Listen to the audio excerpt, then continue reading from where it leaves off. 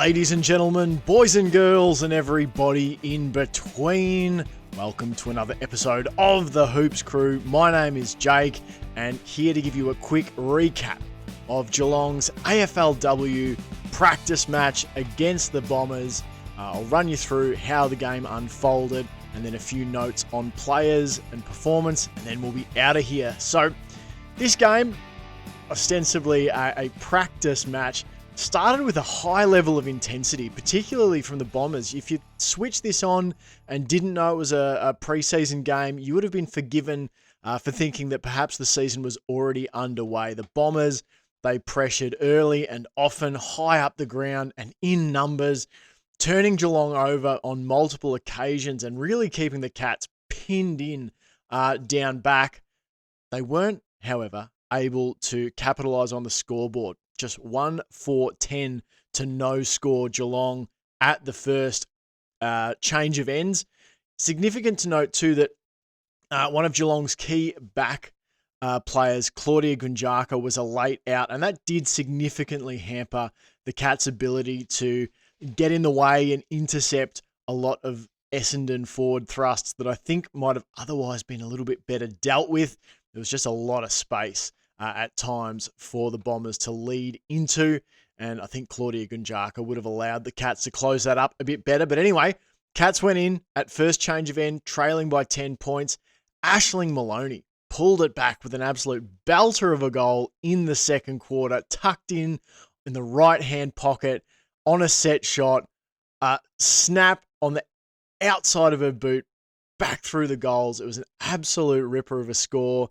Cats still a little bit flat in that second quarter compared to the Bombers, but had begun to get back into the game. They trailed 2-7-19 to one straight 6 at the half. The third quarter was Geelong's quarter. Big lifts from Michaela Bowen, Amy McDonald and Nina Morrison roared the Cats back into the contest. An Amy McDonald solo goal midway through that quarter drew them closer at the three-quarter time break. A really nice score for Amy McDonald. And at the three-quarter time, the Cats, they halved that margin, more than halved it, in fact, down to 2-8-20 to 2-3-15.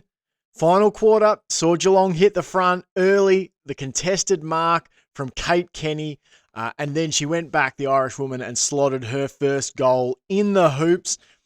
The Bombers ran the game out more strongly. They kicked the final two goals of the game. The Cats had Meg McDonald go down with a bit of significant cramping, so she was out for large stretches of that last quarter. Aisling Maloney didn't really play the second half. I'm not sure if she was an injury concern or if they just pulled her because they only wanted to play her in one half of the preseason game. Whatever the case, she didn't really see the field in the second half. The Bombers getting the win, 4-9-33 to Geelong's 3-5-23.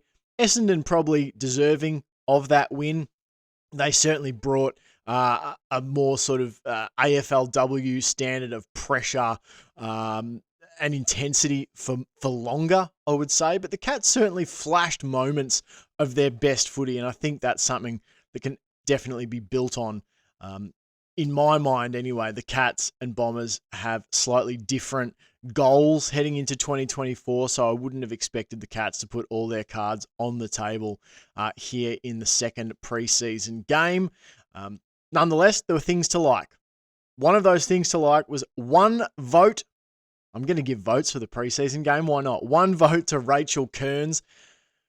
After a few seasons floating around and, the Cats trying to find the best spot for Rachel Kearns, they have found her forever home, I think, off half-back. She was an absolute driving force for the Cats, not only in her ability to contest physically down back one-on-one, but then to get the ball to burst clear of congestion and give a long kick down into attack. They use her on the overlap really well as well. She burns past in good positions. She takes up great positions. I feel like she's finally sort of learning how the AFL sort of game is played, and she had a really excellent match. She did get one absolute screamer taken on her back. I think it was Bonnie Too Good, but that happens sometimes when you play down back.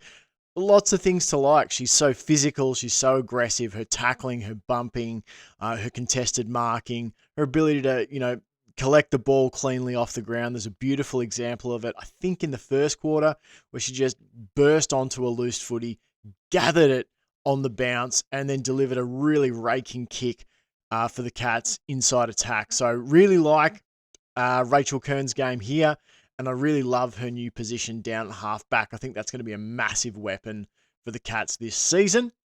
2 votes I'm going to give to Michaela Bowen. She probably had a quiet-ish first quarter, even potentially a quiet-ish first half, but she lifted massively in that third quarter. She won 2 holding the ball decisions. I think she probably should have gone back and had a shot herself from the one that she won inside forward 50. She actually gave it off to Becky Webster, who actually put it out of bounds. I think Michaela Bowen's more than capable of going back and slotting that goal, but the Cats looked a lot better when Michaela Bowen was attacking the footy and winning the footy. She's such a good resource for Geelong, both contested and uncontested. Like, she's only sort of a slight build, but she's so strong and she's so willing to get in and pressure and tackle and bump and compete for the footy in those contested situations. But then she's really smart and clever in space. So she's kind of a double-edged sword there. She's a great dual threat weapon for the Cats, and she showed some of her best stuff here in this game, as I said, particularly in that third quarter to lift the Cats back into the contest.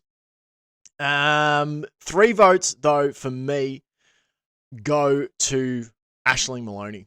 She is a dead set. I know we overuse the word, but I'm going to use it anyway. She's a dead set freak, an absolute gun. Like, to think that she only picked up a Sharon for the first time last year is totally insane. Like, her understanding of where to be, of where to put the ball when she has it. Like, she's a complete player. There's no other word for it, really. She's a freak. She could play on a wing. I reckon she could probably play in ruck. I think she could play anywhere on the field. But she's an absolute weapon up forward. The goal she kicked was an absolute perler, just a sublime bit of skill. A bit of skill that someone who's, spent their whole life playing footy would be proud of. So for her to be doing it in her second year playing the sport is just phenomenal. And she's a game changer. She's a real game changer for the Cats. It's crazy to think that this Geelong team can have both her and Chloe Shear in the same team when she is healthy. Like, it's one of the most dangerous forward combos in the competition. And Aisling Maloney, really, I think, is going to quickly become the spearhead for the Cats. I think she can definitely win All Australian honours this season. If she plays like she did in this first half today for the whole season, she'll end this season, I would say, ranked as one of the best 10 players in the competition. Absolute freak. Worth the price of admission just to watch her play.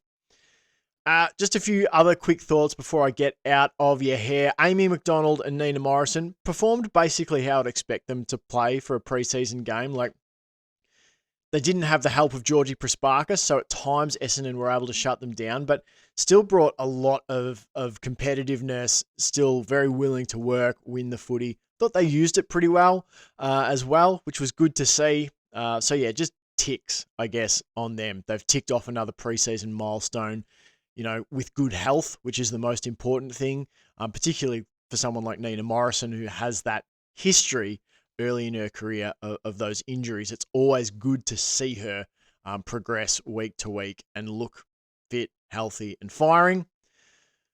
Kate Kennedy, really building in confidence. I don't think she's the finished article by any stretch of the imagination yet. I think she's still probably getting used to the speed, physicality of the game, but big confidence building performance for her in terms of taking that big contested mark late, kicking that goal to put the Cats in front. I think that'll do her the world of good. She almost had a second let fly from about 50 out to an open goal square, and the ball just bounced the wrong way and took the post.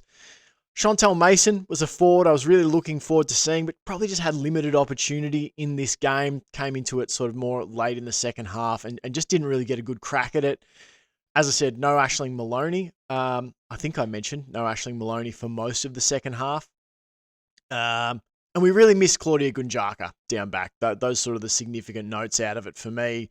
Some significant ticks for some players, particularly the three who got votes, Aisling Maloney, Michaela Bowen and Rachel Kearns. The ticks you'd expect for Amy McDonald, Nina Morrison. And then we're building some young players into confidence. Players like Kate Kenny, Chantel Mason, Anna Rose Kennedy, etc., who are either literally young or young in terms of their AFLW careers. That's it. That's it for me. The round 1 clash against the Demons isn't far away, only a couple of weeks away. Hopefully we can get a lot of people there to pack out Cardinia Park to take on the Demons. Thanks so much for watching. Until next time, go Cats!